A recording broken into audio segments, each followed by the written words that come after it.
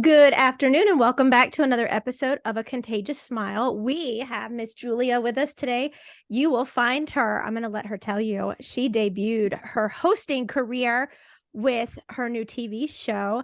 She is a production manager, a TV show hostess, a mom, which we all know is the most important. And she was a former legislator, a former state executive, a former commissioner. This is the woman that I have wanted on the show for so long because she has that insight into the government, and we all know how I feel about that. So, Miss Julia, welcome. Thank you so much for finding Thanks. time to be with us today. Oh my gosh, it's my pleasure 1000% to be here. Thank you. Tell us about the show that's coming Oh, out. it's exciting. So we don't have a launch date yet. It's called Selling Knoxville. So I'm in Knoxville, Tennessee. I'm a realtor. You can see my little background here. I believe over here somewhere. I've got the sun sphere because it's the most recognized Knoxville icon. So it's pretty much a part of all of our advertising. But I am a real estate agent with Realty Executives here in Knoxville, Tennessee, the largest firm in the Knoxville market with about 3.6 billion in sales last year, just Knoxville, Tennessee. So we're the largest firm by far. Wow. Yeah, so we're actually ranked 50th in the nation as far as brokerages, and we're just one office. So pretty big for tiny little Knoxville. Yeah. But yeah, so the TV show is called Selling Knoxville, and basically what it is a travel channel lifestyle series where we kind of promote Knoxville businesses and not-for-profits, and maybe if we can find the time to do a quick listing tour of one of our properties that we have for sale if it's interesting and things like that. But that was my week last week. I spent the whole week doing that. It was very interesting. Were you nervous? I am always nervous to do anything new. Once I learn it, once I do it one time, after that, it's old hat. It's like, okay, well, I wrote the FTTT for that. So now I know exactly what the next expectation is going to be for the next one and how we're going to do it. So one time, you never really know how good or bad you're going to be at something if you don't try it. So just do it. And if you hate it, don't do it again. But if you liked it, you can learn to be an expert. That's right. Absolutely. So, what made you get into politics? Spite. So this man had that seat for 18 consecutive years. And it was just like, who are you? And he was kind of just rude. Not kind of, he was just rude to me in an election line and inappropriate. You know, I was much younger. I was 28 years old. I just finished my first failed business and my career at Hooters, which made international headline news. It's like slutty Hooters whore makes state representative, and it was international news. Are you serious? Hooters whore gets elected to the House. Yes, it was international headline news for a state of Tennessee to have not only a female elected, for God's sake, God forbid, and also a single mother. So I was unwed and a mother at the age of 15, and I'm running for the statewide office, never stepped foot in politics before. The Republican Party didn't want me. The Democrats didn't want me. I mean, neither party was like, this is going to either go really bad or what's going to happen. It was a very uphill battle. Did the entire thing basically on a shoestring budget without the party's assistance and won anyway. Good for you. What party right. do you claim? Republican. The Good Republican Party. Yeah, Republican Party. Knew we got But in the state of Tennessee, they don't. I mean, either we need a third party system. That's for gosh darn sure. Regardless of where you are, we need a third party system at that point. But yeah, that was about 12 years ago. And then of course I won, but international headline news really and truly just took that and ran with it. And so still even today, I will have people make comments on videos, and it's mostly men that will make comments on videos. Aren't you that Hooter slut that won? You know what? Thank you so very much. You're awesome. Thank you for remembering that. Thank you for reminding me of 15 years ago. You're amazing. You know, it's irresponsible, but that's what it was. Right. So I ran out of spite and I won. And I won big. And I unseated an 18-year Democrat incumbent, which was unheard of and still to this day has not been matched in ability by anyone in the state of Tennessee for that matter. So it was an interesting 2 years. I'd served one term. And it was a very interesting time. The Republican Party had just taken a 3-vote majority. So for the first time in 150 years, the Tennessee State Republican Party had majority, but they didn't have a power majority. So the new governor that had come in was a Republican governor, was just trying to, I guess, catch his bearings on how to maneuver 150 years of of Democrat ideals and Democrat employees and all of the assistants and all of the lobbyists. Everything was Democrat. So we were there, but we weren't really there, if that makes any sense. It does. Right. So the attention that garnished nationally took away from them. It took away from the first female Speaker of the House ever elected, even though she was elected by the Democrats that helped her put there. She was there for 30 years, right? So that took away from her. I was on Fox News. She wasn't on Fox News. I was on Fox News. The governor wasn't on Fox News. So I was taking away from their major win, which I was a part of, but apparently wasn't welcome to be a part of. And that's how that went.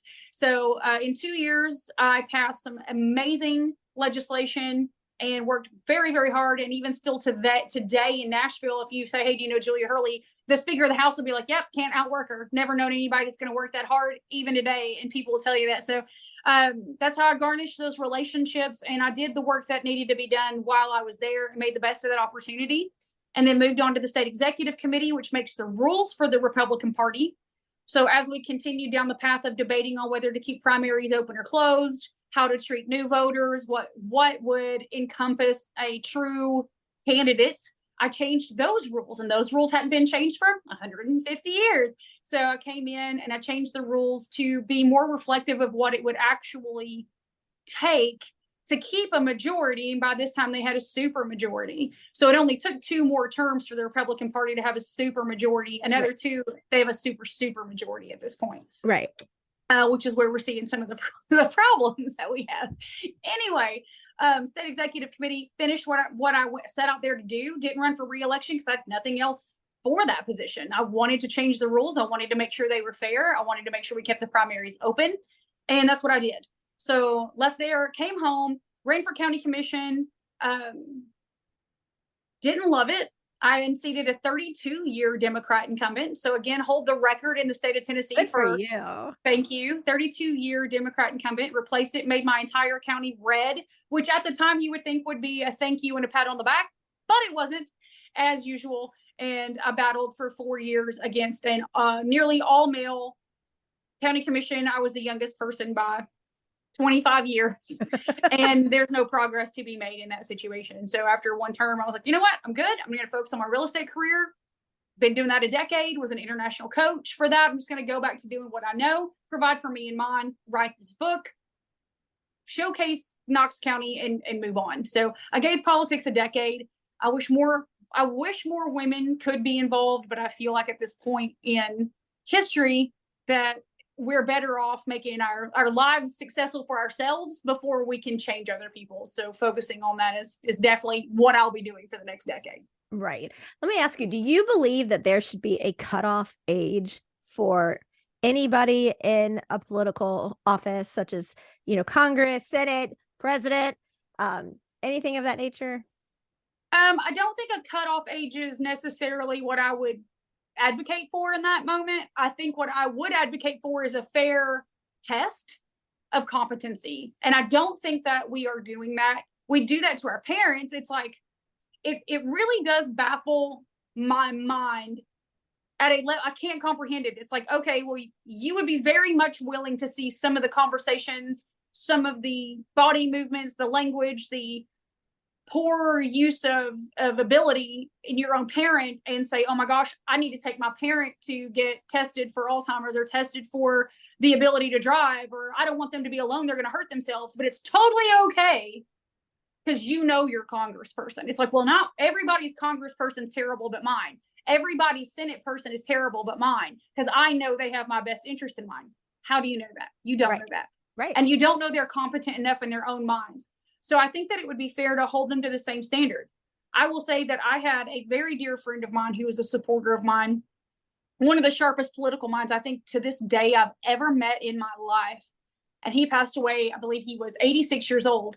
And up until the week before he passed away, he was so strategically capable that I'm always impressed. Anything that came out of his mouth was 15 years in advance of what you could even be thinking of. But him personally, there's no way he could have served. He also removed himself from that. He's like, hey, I can give ideas. I can help you. but I'm not capable of doing this myself. So I don't think an age cutoff, because people that age vote and they want to vote. You vote for who you know, you vote for what looks like you. And the boomers are the largest voting base. So I don't see them ever changing that point of view, but I do feel like we should have a competency standard for agility and use of capacity for sure. Do you, and you don't have to answer, do you think that Biden is fit to run and take office for the next 4 years? I think that his family really needs to consider his reputation, and whether I agree with him as policy or not, has take the policy off the table completely. The man's a president, the number one highest office that United States can hold, right? It's genuinely the worst office you could hold. You have no power, but everybody blames you for everything. You have no power, zero power. But the reputation behind that is someone who is competent to defend you. Right. They are the ones that hold the key to our defense systems. So if that's the person that's having to make very quick, off the cuff decisions, and I throw, let's just say, for example, and I'm just giving an example, I throw a cat toy your way and your reflexes aren't fast enough to move out of the way or catch it, your brain reflexes are not fast enough to make a life or death nuclear decision at that time. I do not feel that that is a decision you should make. And I do not feel that his family is allowing his reputation for the man he was, the politician he was, to be the forward thing that people will remember about him. You don't build political legacies to then just turn around and have it destroyed later on down the road. That's not why he ran. I don't know why he ran, but that's definitely not it. He didn't go, hey, I can't wait to be president and have no control over my body. Right. And present myself in a way that's unrespectable. Do you know, or can you name anyone right now that you think would be who we need as president for the next term that's out there maybe? So here's the best advice I give to everybody when we get to that level of conversation. They started your city council. I'm going to tell you this bullshit right now. Sorry. This is my number one in politics. That man started at the city council level just like everybody else. You don't like him? Look at your city council member. Oh, but no, they're my city council member. I see him at the grocery store. Pretend they're president today. Oh, it's just Bob. I see Bob at church on Sunday. Bob could be president tomorrow. You don't like Bob? You don't like what Bob did to your rezoning? What if Bob were president? Every single president starts out at the bottom. End of story. Great way to look at that. Yeah. Right. It is. So if you don't like if you say who's competent to be the next president, nobody. End of story. That's my personal opinion on it.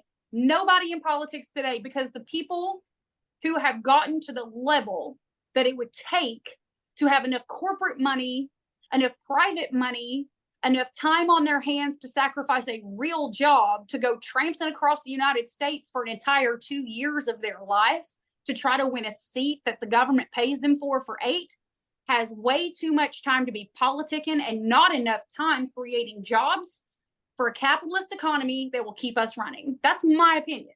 I love that. I do. Who do you think is the best president we've ever had in history? Oh, God. The policies. I'm going to tell you right now, it's people base their answer to this question on things they don't understand. Sure.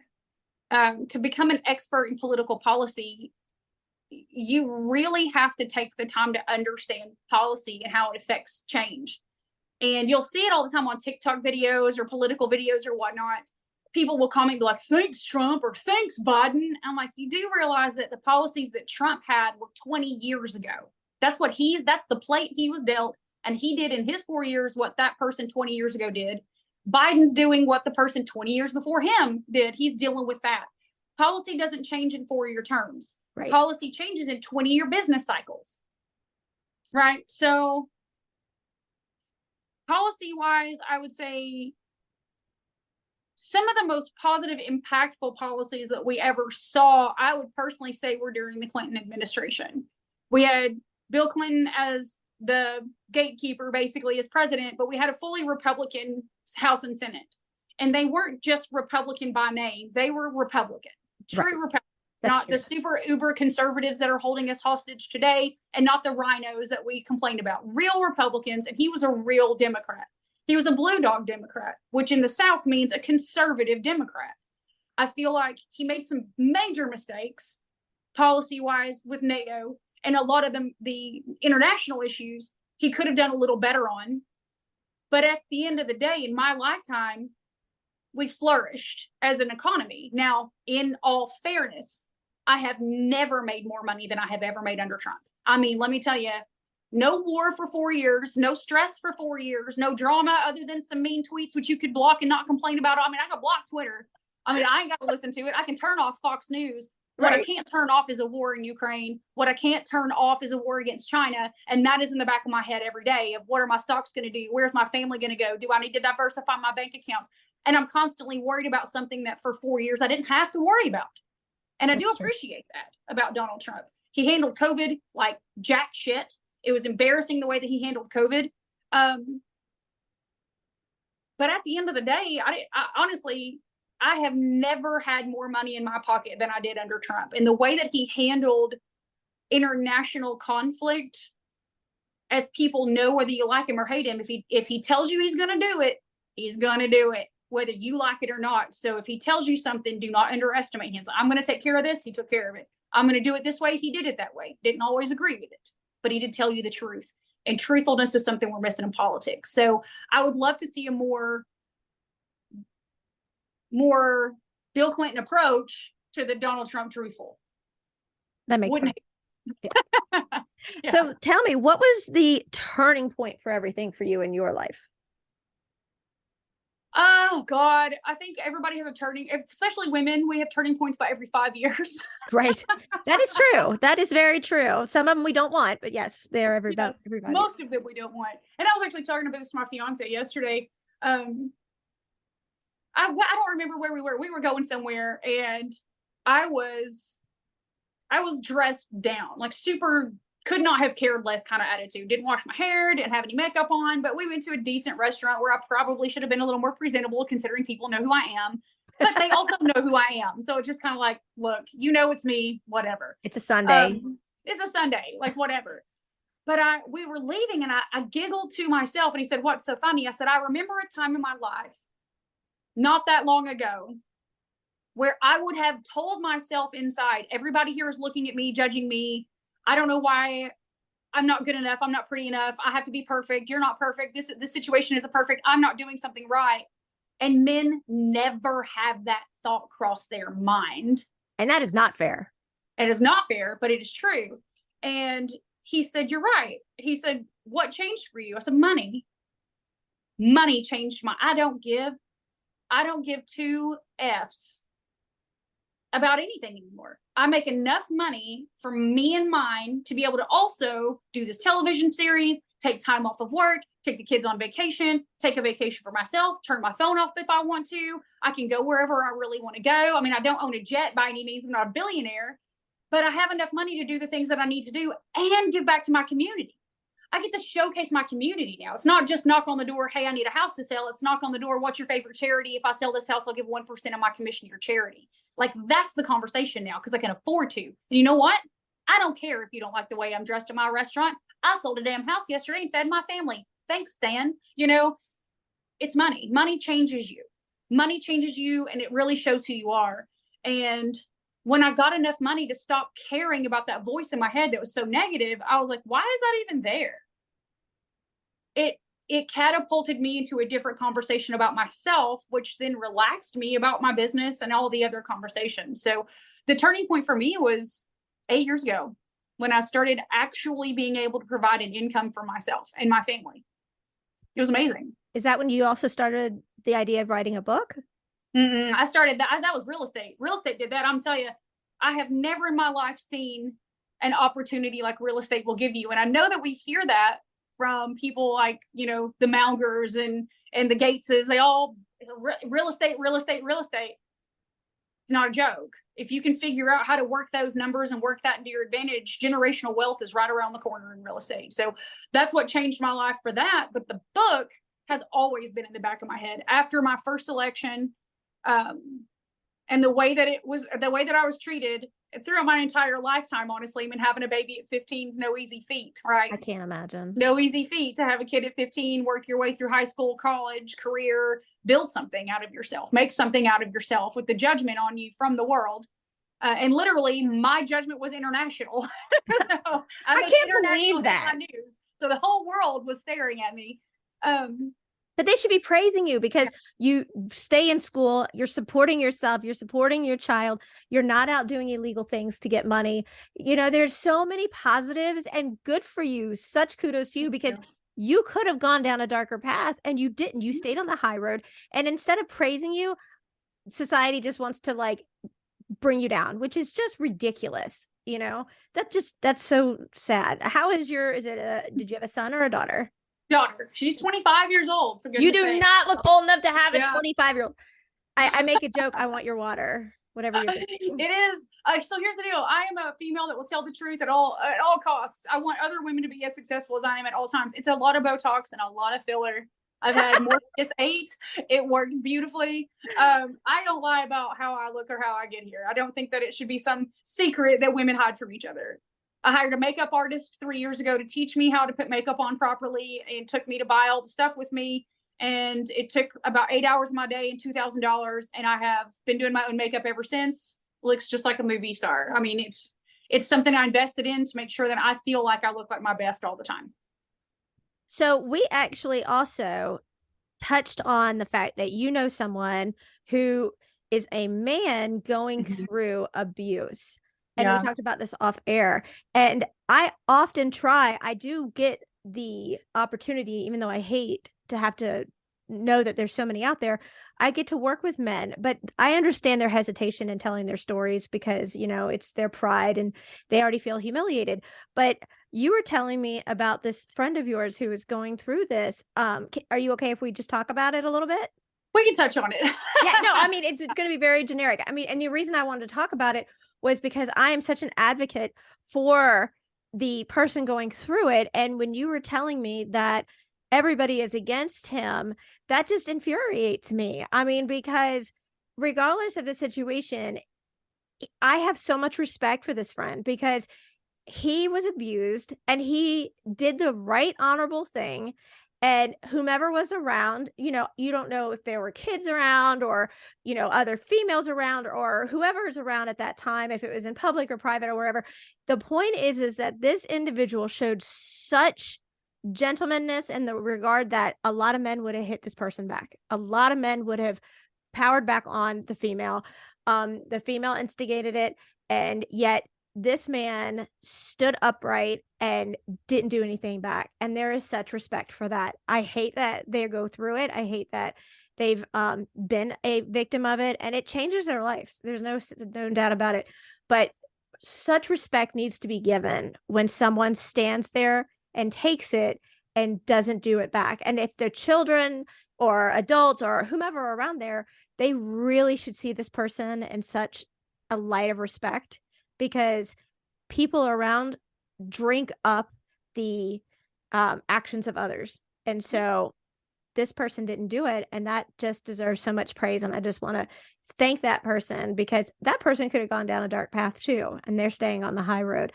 The court system did him very wrong, and that's not acceptable either. And things need to change. I mean, it's really sad that you can have, and I don't know, and I'm guessing that this isn't that person, that you can have a female who is a drug addict and, you know, prostitutes and is an alcoholic, and it's so often that the court system still allow the children to stay with them. And it's like you have a stand-up person who has a job and is doing the best they can to support. And yes, women are prone to be more the victim in an abusive relationship, but it still happens to men. And, you know, you need to have children with the strong role model. They need to see that this is how it's okay to act, because we're supposed to teach our children how to act in the next phase of life.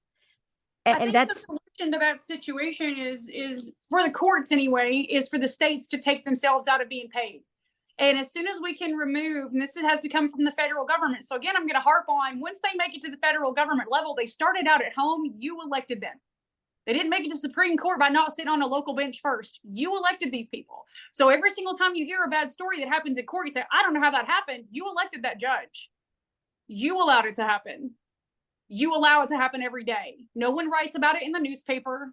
Nobody covers it because we're so worried about clickbait and hate porn that we can't figure out anything else to talk about. So we don't hold people accountable until they're no longer next door. So I'll talk all day long about my president because I don't have to look him in the face, but I don't want to talk bad about the judge because I don't want repercussions. And that's the truth. Right. So in situations like this, let's just say, for example, the state of Tennessee takes a piece of every single time people are in court, any court, pick a court, criminal court, child support court, custody court, arraignment court, I've got a speeding ticket court, whatever it is, right. You know, general sessions, whatever it is. The state takes a portion of every single time they're in court, how long they're in court, they have to come back to court. So every time an attorney files something, the state of Tennessee gets a piece of it. And then every single time the state of Tennessee has to make a decision, like on an abuse case or a child support case, they get a piece of that too, every single time. So whose best interest is it to solve a case or do the right thing? What interest is that of the state? Zero. The state's interest is the state's interest. I am not saying this because I think that all governments are terrible or that people go into state politics or local politics thinking they're evil people. That's not at all. What I am saying is if we could remove ourselves from our emotion of the situation of things like this and say, well, the best interest of the abuser or the abused, the best interest of the abused is as follows. If the state of any state is not getting paid for that, they're gonna actually listen to the information, and they're not gonna be drawing something out for years at a time. They're gonna resolve it and try to move on, and they're gonna resolve it in a way that might be a little more fair. But unfortunately, it's not a win-win for anybody but the politicians who right. are judges because they are elected. And if they are elected or appointed by the governor and their court makes more money than any other court, they're going to stay appointed by the governor for the next big seat. I'm not saying that every judge is corrupt, but I'm not saying that that's not a thought in the back of their mind too. Right. So let me ask you, because I get asked this all the time on my opinion of it. I would love to know yours, especially with where you are with everything.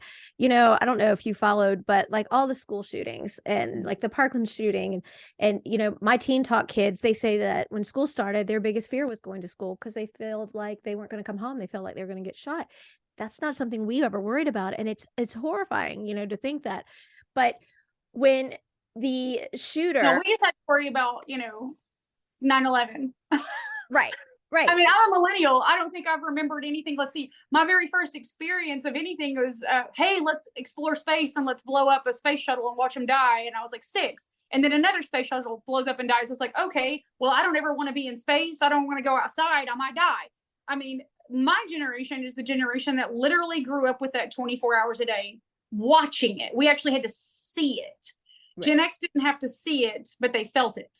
They felt it from their parents, but we had to actually see it every single day. And now the next generation lives it every single day. There's a difference in seeing it and still being able to have parents to shut your television off or not let you talk on the phone, as opposed to now these kids see it and experience and live it and feel it and breathe it. Absolutely. So but what do you think? Tough. What do you think about like the fact that you have the defendant who was found guilty of all the school shootings, and then they said, okay, we're going to let the victims' families come back and make impact statements, and then they were ordered on things they were not allowed to say because they thought they would be offensive. And then you have the defendant who says, I don't want the death penalty because I think that's not fair. Well, you know, I don't think it's fair that this person, and then they say, well, it's inhumane. What about the fact you shot somebody in the chest who's 14 and will never have a child or can't walk down the aisle and marry their soulmate? You know, you're saying it's inhumane, but you openly admit that you killed all these people. And now you're saying it's inhumane for us to put you to sleep. And, you know, instead you're going to waste taxpayers' money and you did it, and you're going to go and do an appeal, and then you get education, you get 3 squares a day, you get health care, and they're treated better than our seniors do, which I think is so wrong. But what do you think about that when the families come in to do their victim statements and they're told what they can and cannot say? I think 2 things. One, you can't legislate morality, and the more we try to, the worse it gets. So what's fair to me may not be fair to you. And what's fair to that person may not be fair to somebody else. Fair is the most overused and underdefined term that gets emotionally riled up people more emotional. That's not fair. Life's not fair. I wasn't born rich. That's not fair. Okay. And we're all given the same opportunity to make our life what we want to. Honest to God, we all have free will. We all have free choice, and we all have the ability to learn anything that we want to learn anywhere we want to learn it. And even the poorest of the poorest of the poor have access to the internet now. I don't believe that there is an excuse out there. Now, you may not have the circumstances that every single person has, and those things are sad. But fairness is not something that's on the books for anybody, or we would not be here as a society. And there is no religion in the world that comes from the word fair, period. So we cannot legislate morality. What is fair for one person may not be fair for the other, and you do not get to determine what is more morally wrong or not wrong. I know our judgment system is supposed to do that. They are doing a poor job. We can all agree on that. So we can all agree on what's not right, but we can't agree on what is. So until we can all as a society agree on what's actually right, we will always have people tell us what's not, and we will just have to eat that. So if we can all talk about what we can agree on instead of what we don't agree on, instead of saying that's unfair, okay, well, tell me what it is that you want, and I'll see if I can want that same thing. And if not, we'll figure out something we can want together and do that. But we don't talk like that. We're not taught to talk like that. So that's number one. Can't legislate morality. Number two, I wouldn't make the statement. What good does that do you? It doesn't bring back your deceased family member. This person did it. Why do you, and this is something I think that people want more than I think they need. Want and need are not the same. No, they're not. I have never in my life needed to tell somebody what they did to me. They fucking know. And they know I know. So do I need to tell you about it? That does nothing but make me relive it, make me despise you for not feeling the way that I want you to feel, because I need to feel something. The only person that can change how I feel about anything is me. I'm not giving you that permission. I refuse to give you permission to tell me that how I feel is accepted or not accepted. It doesn't matter. I could write a letter to myself. I could publish it in a newspaper. I could vent. But if somebody told me that I couldn't say something, I just wouldn't. I wouldn't even give that person the opportunity to see my face and realize that they impacted me in any capacity. Once you stand in front of someone who has victimized you, you are giving them power still. I'm just like, all right, fuck off. Have a great day. What do you think about them asking to have leniency and not get the death penalty because it's inhumane? I'll tell you what's going to be inhumane is when he's raped about 6 times a day in that prison. That food might be great. Those 3 meals a day and that free healthcare might be good until you're beating the living hell out of the corner in a shower and raped 6 times a day. Good for you, buddy. Have at it. Lifetime of that for you. Congratulations. Glad you asked. Inhumane. I'm glad that he asked for it. Let him have it. Let him be put into the gen pop with every single person out there who's committed murder. Because if you think you're a badass for killing some kids, why don't you go talk to a gang member over here in gen pop and see how you like it? Have at it, son. Have at it. Yep. Who cares what he asked for? Give it to him. Have a great day. Don't you want to run for president? No. Why not? That job does not pay enough. True. But think of the endorsements after. Yeah. No, I think that the world is up for a change in politics. I really feel like it won't be in my lifetime. I won't get to see it. I won't get to see it. But I really think that Gen Z is the fuck around and find out generation. And I really feel like if they can get past their need for weird requests. Yes. They have some odd requests, but if they seem to agree a lot more than any other generation I've seen. They know what they don't want. So like, they don't even talk about it. They just say, cancel it. They don't talk about it. They're like, oh, that's unfair. They don't use the word unfair. They just don't deal with it and they move on. And I'm like, that is the generation that's going to get something done. They don't dwell on the negativity. They say, okay, well, you're not cool. Next.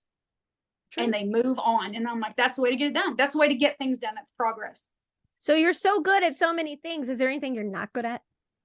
Well, consistency. Consistency, that it's got that little bit to do with that Asperger's and that ADHD combined. It's super great combination. So my brain gets hooked on something for a little while and I get really into it hardcore. Thank God I can build teams around that keep that sustained.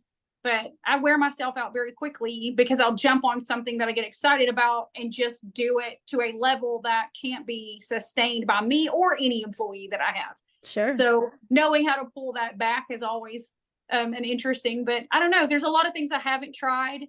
And I think that it's very important for people to try anything they want to try.